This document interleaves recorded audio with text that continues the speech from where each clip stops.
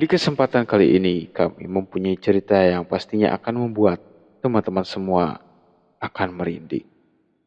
Cerita datang dari pemuda bernama Mirza. Lalu bagaimana kisahnya? Mari kita dengarkan. Banyak kejadian di sekitar kita. Di antara kita, banyak yang melihat mereka. Walau sepintas, itu terlihat jelas. Hidup kita berdampingan dengan mereka. Hanya alam yang membedakannya. Selalu ada peristiwa. Maka akan aku kisahkan semuanya.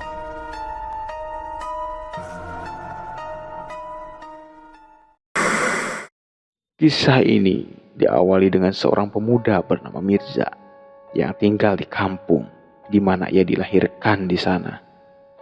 Dan nama kampung itu adalah Kampung Batu Ampar. Tempat tinggalnya sangatlah asri dengan pesawahan yang menghampar luas. Bahkan tak jarang ada juga orang yang sengaja berkunjung ke kampungnya untuk menikmati pemandangan di sana.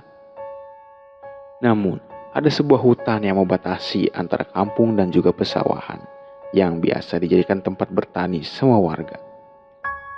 Karena itu juga nama hutan itu dinamai dengan hutan seberang.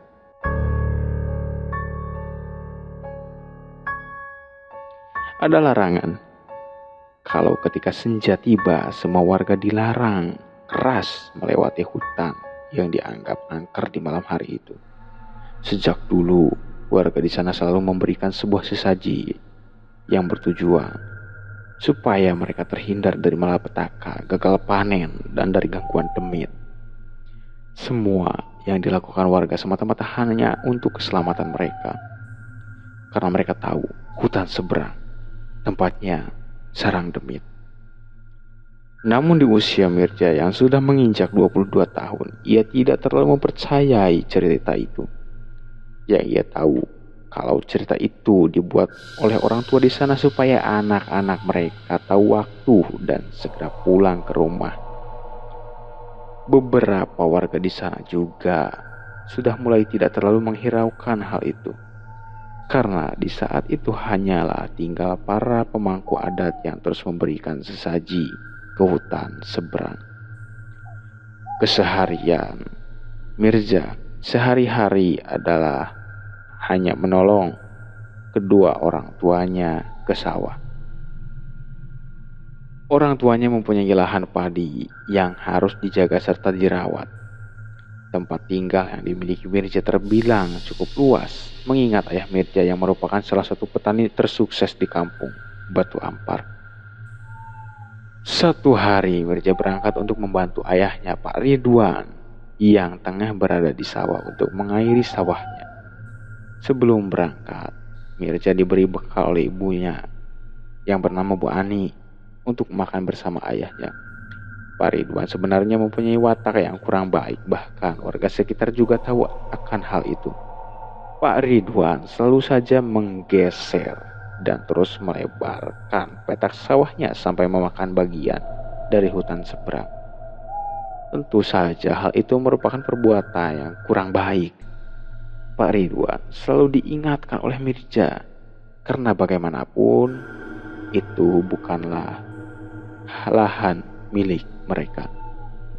Dari perbuatan Pak Ridwan itu, jelas saja demit dari hutan seberang terganggu.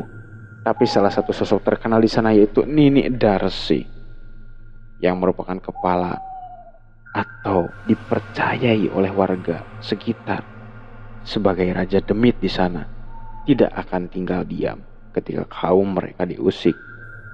Nini Darsi dipercayai sebagai raja demit di hutan itu. Ia memiliki perawakan manusia tua dan memiliki ekor. Ukuran badannya pun tidak normal, mencapai 3 kali manusia normal. dengan kulit keriput di sekujur tubuhnya membuat sosok ini menjadi salah satu yang ditakuti warga. Singkat cerita, Mirza sampai di sawah. Saat ia sampai, ia langsung mengambil cangkul dan membantu ayahnya. Hingga sampailah waktu menunjukkan pukul 12 siang. Mereka beristirahat bersama di sebuah gubuk.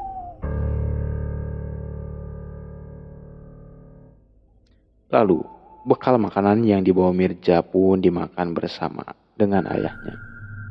Saat makan, Mirza bertanya, kenapa hutan seberang terlihat seperti hutan yang angker? Padahal, Mirza tidak merasakan apapun saat melintasi kawasan itu. Tapi ayahnya langsung memotong perkataan Mirza dan menyebutkan jangan sesekali Mirza berkata sompral. Nasihat Pak Ridwan kali ini didengar oleh anaknya, walau ia tahu pasti jika anaknya akan melanggar dan ketika melanggar baru ia akan berjanji kembali. Waktu pun menunjukkan pukul 4 sore. Ayah Mirza, Pak Ridwan, mengajak anaknya pulang. Mirza pun segera membereskan semua peralatan. Karena dirasa semua sudah beres, Mirza dan Pak Ridwan segera meninggalkan sawah. Di tengah perjalanan, Pak Ridwan menanyakan cangkul yang tidak terlihat di bawah Mirza dan juga Pak Ridwan. Seketika itu juga Pak Ridwan segera kembali ke sawah dan menyuruh Mirza segera pulang terlebih dahulu. Sesampainya di rumah, ibu Mirza, Bu Ani, menanyakan di mana ayah Mirza. Mirza menjawab dengan santai kalau ayahnya sedang membawa cangkul yang lupa ia bawa. Bu Ani malah terus berharap-harap cemas karena di jam seperti itu suaminya belum kembali. Sampailah di waktu maghrib, ayah Mirza juga belum kembali. Mirza juga semakin lama semakin risau dengan keadaan ayahnya itu. Bu Ani akhirnya melapor pada salah satu pemangku adat di kampung Padarto. Bu Ani dan Mirza segera pergi dengan tergesa-gesa. Saat sampai di rumah Pak Darto, Bu Ani memberitahukan kalau suaminya belum juga kembali dari sawah. Mendengar hal itu, Pak Darto segera mengajak Mirza dan Ibu Ani masuk. Obrolan berlanjut di dalam rumah. Mirza ditanya Pak Darto kenapa Pak Ridwan bisa belum kembali. Kemudian Mirza menjelaskan yang terjadi pada Pak Darto. Mendengarnya, Pak Darto segera memulai ritual yang bertujuan berkomunikasi dengan para demit di hutan seberang. Pak Darto meminta salah satu dari Bu Ani dan Mirza untuk menjadi wadah mediasi dalam ritualnya. Dan dengan senang hati juga Bu Ani langsung mengajukan diri saat itu karena waktu yang semakin tipis. Dan akhirnya dimulai ritual itu. Beberapa lilin dinyalakan dan sebuah wadah dengan kemenyan di dalamnya dibakar. Seketika itu juga Bu Ani dirasuki Basura, pemimpin demit dari hutan seberang. Di saat Bu Ani dirasuki, Mirza merinding karena pandangannya menajam. Dan dari posisinya yang tadinya duduk sila menjadi membungkuk. Mirza mulai mengingat saat ia memasuki hutan seberang dan melempar sebuah batu tanpa arah tujuan. Dan peristiwa itu tidak Mirza ceritakan pada Pak Darto. Bu Ani yang dirasuki Nini Darsi berkata, kamu mengambil apa yang bukan milikmu. Kalau sudah begini, tanggung resikonya. Melihat ibunya dalam keadaan seperti itu, Mirza sangat tidak tega. Tapi kalau mereka tidak berkomunikasi dengan cara ini, mereka mungkin tidak akan menemukan Pak Ridwan. Dalam hati Mirza, ia hanya bertanya di mana keberadaan ayahnya. Tapi Nini Darsi yang ada di dalam tubuh Bu Ani melanjutkan perkataannya. Ingat bahwa setiap manusia yang masuk dan merebut wilayah kita akan merasakan akibatnya. Orang yang kau cari sekarang ada di tempat kami. Carilah, tetapi aku tidak akan menunjukkannya di mana. Setelah itu, Nini Darsi keluar dari tubuh Bu Ani. Bu Ani terlihat lemas, lalu Pak Darto segera pergi ke dapur untuk mengambil segelas air. Bu Ani kemudian meminum air yang diberikan Pak Darto. Saat meleguk air yang diberikan Padarto, Bu Ani malah memuntahkan kembali air yang sudah diminumnya. Mirza semakin berharap-harap cemas dengan keadaan ibunya itu. Karena lemas, Bu Ani dibaringkan di atas kursi panjang ruang tamu. Di sana, Mirza segera bertanya pada Padarto bagaimana langkah selanjutnya. Dengan rendah hati, Padarto memberitahu kalau tidak ada pilihan selain menunggu di keesokan harinya. Singkat cerita, di keesokan harinya, Mirza mengajak warga dan dipimpin oleh Padarto melakukan pencarian besar-besaran dengan harapan kalau dicari banyak orang maka akan lebih cepat ditemukan. Lalu hari pun berlalu tapi belum ada hasil yang didapat warga dan Mirza. Di hari kedua pencarian, warga menemukan sebuah jejak kaki manusia. Hal itu merupakan satu langkah maju untuk semuanya. Tapi walau sudah mendapatkan sebuah petunjuk, semua warga masih juga belum bisa menemukan Pak Ridwan. Dikarenakan jejak kaki yang ditemukan hilang terhapus saat melewati sungai. Dan di situ warga dan Mirza kembali ke jalan buntu.